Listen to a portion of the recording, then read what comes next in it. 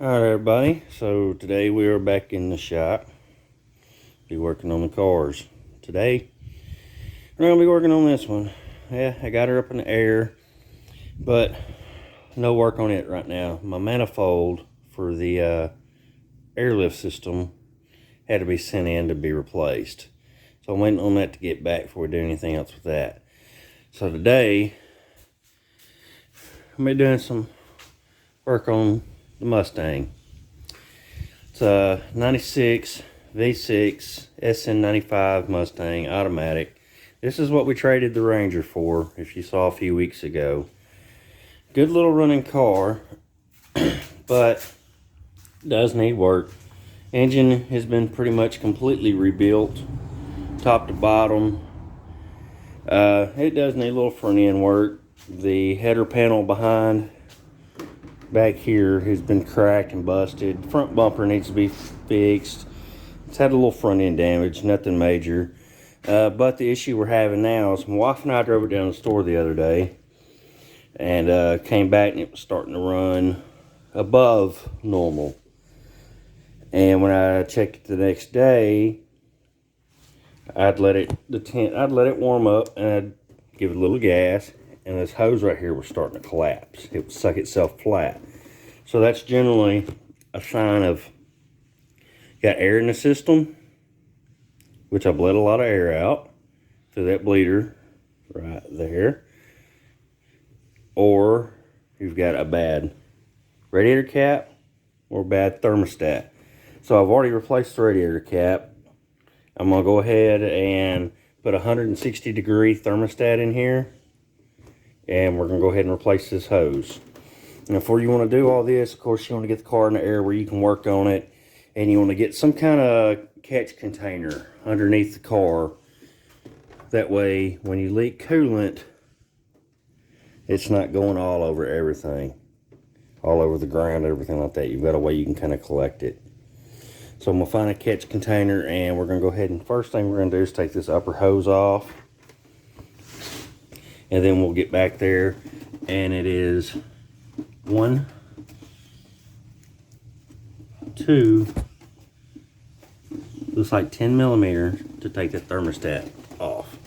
So we're gonna get that, and I'll get back with you. All right, so I've got the old hose off, as you can see here.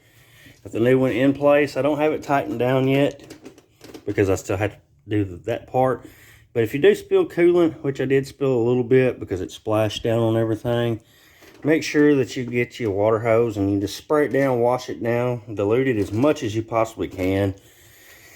Maybe not for your pet safety, but who's to say a stray doesn't come by, you know, or a wild animal or something. You don't want to hurt animals no more than you got to. You ain't gonna eat it. Ain't no point in killing it. But on this hose here, you can see where it had been swelling a little bit at a time. So it's an old hose, especially on this end. You can tell where it had swole out. It's good and pliable, which, I mean, the hoses are supposed to be fairly pliable. This one is just a little bit stiffer compared to this one in the same spot. But anytime you have a hose starting to collapse, even if it's a new hose, I'd recommend going ahead and changing it, because if it's collapsing, doesn't mean it ain't going to start doing it again, and it could be a catastrophic failure. If this thing were to pinch itself closed and not let water through, you know, you got to think you'd be trying to squeeze water through that. And especially at any highway speeds, you know, that could cause overheating, head gasket blow, anything. So I'm going to find my impact and get my sockets, and we're going to take that thermostat housing right there off, and we're going to slap a new thermostat in, and I'll be right back with you. All right, everybody, I'm back. I was wrong. I thought it was a 10 millimeter. It's actually a 5/16.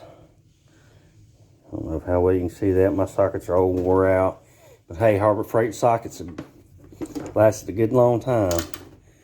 But there's one right there, and then there's one right underneath this hose here. I'm just going to use them extensions where I can get into it better, especially around this belt and everything like that. I'm going to get it off, and we're going to take a look at it.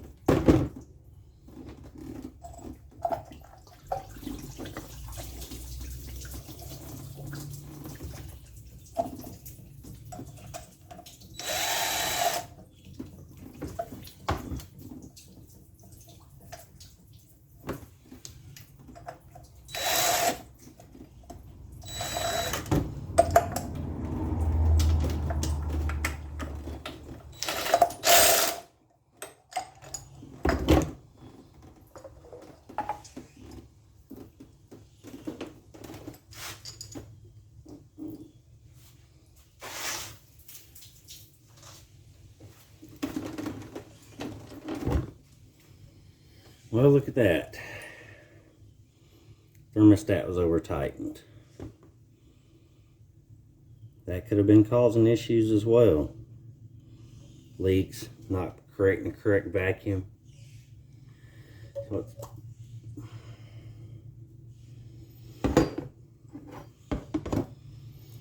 take that out and over tightened it, looks like. And we'll compare that with our new thermostat in just a second.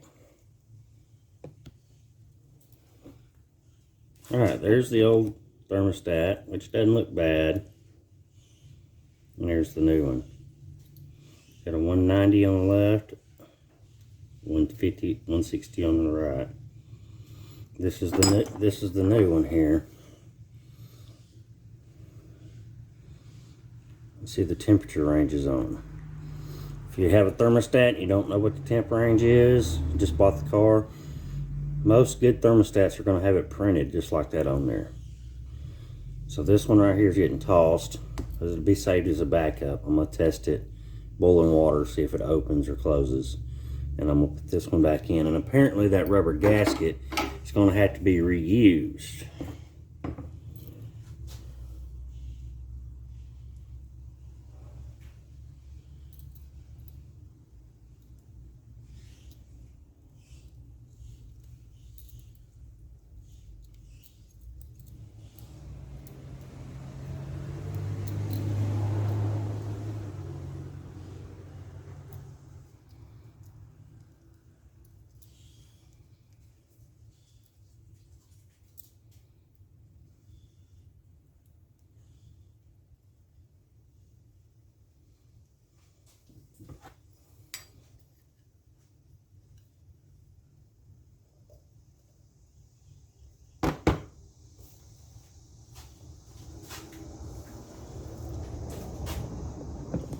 Alright, now let me get the thermostat situated and I will be right back with you.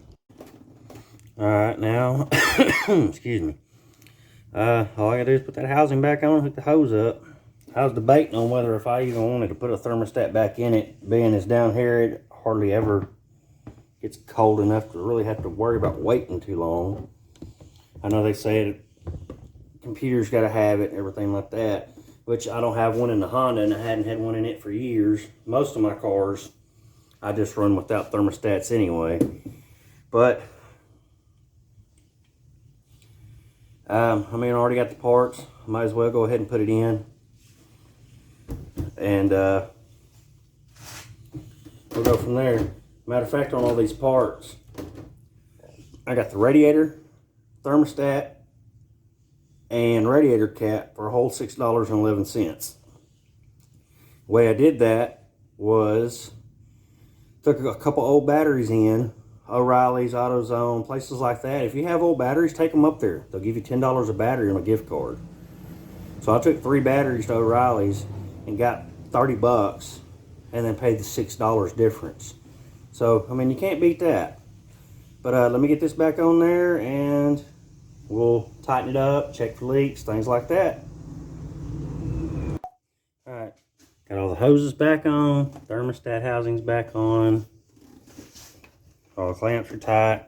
Now you do your housing, you know, I took it off the impact, but I put it back on with a regular ratchet. You don't want to over tighten that. Now, all I gotta do is put some coolant in it.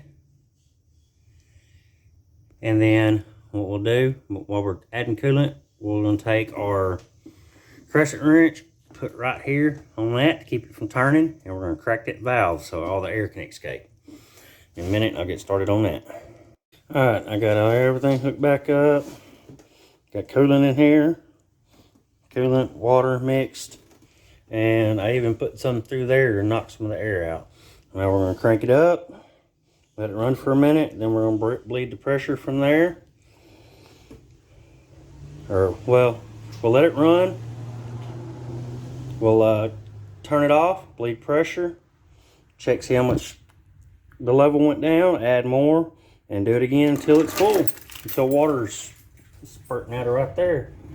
So let's get it going. Alright, you want to make sure you check for coolant leaks. And I don't show any signs of leaks. That's water that was spilled. So as far as leaks go, we look good. You want to make sure you check your hoses as well. And it's bubbling the air out.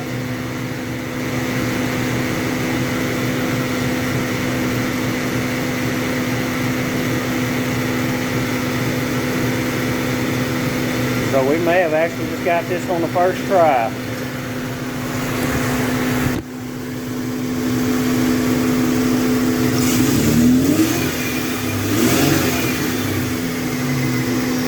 The hose isn't trying to collapse anymore.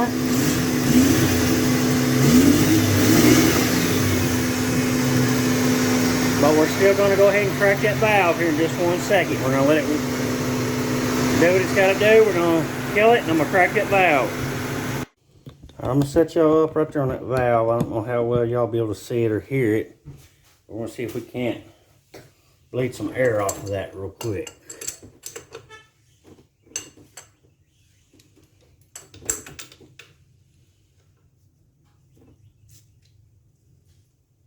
Alright, we bled water out. That's good.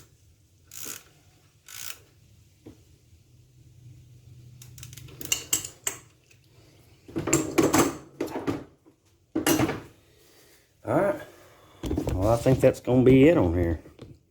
We'll do another check on it here in a bit. And that's pretty much it. It bled nothing but water out that time. Water bubbled out. That's pretty much what you wanted to see right there. Check our coolant level again. And it's pressurized. Good sign. So that means it's probably a little over full. But we got it all back together. So let's see what we can't figure out later. If there's any more issues, we'll be back. If not, then y'all be seeing this soon. Appreciate you watching. Like, comment, subscribe. Stay tuned. I got another little short video coming for you as well.